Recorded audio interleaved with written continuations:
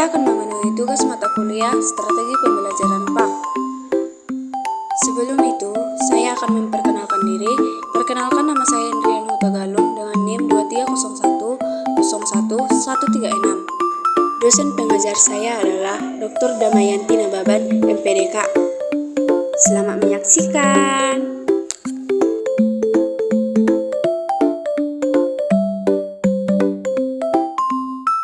Sebelum saya menjelaskan materi saya, ada baiknya saya menjelaskan strategi yang saya bawakan, yaitu strategi ekspositorik, di mana strategi ini merupakan pendekatan pengajaran di mana guru berperan aktif sebagai sumber utama informasi dan menyampaikan materi kepada siswa.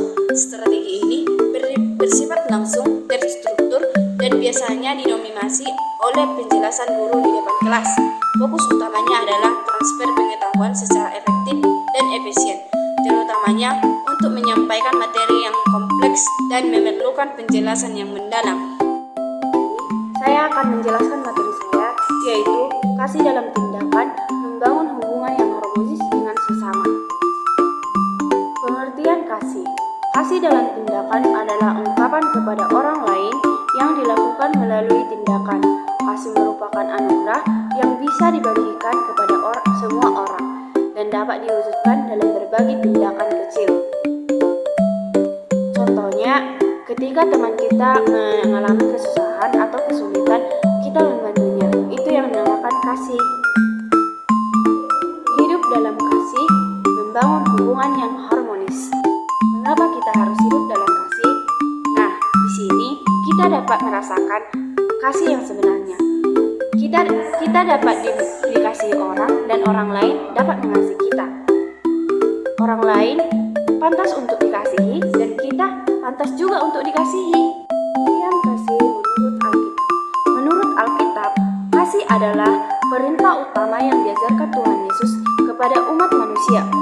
Kasih merupakan kekuatan yang dapat menyatukan komunitas iman dan mencerminkan karakter Allah.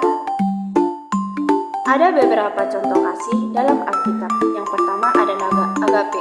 Agape adalah kasih yang paling tinggi dan mulia, yang berasal dari Tuhan.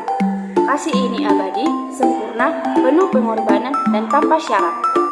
Contoh kasih agape dalam Alkitab, yaitu ketika Yesus mengorbankan nyawanya di kayu salib untuk menebuskan dosa umat manusia.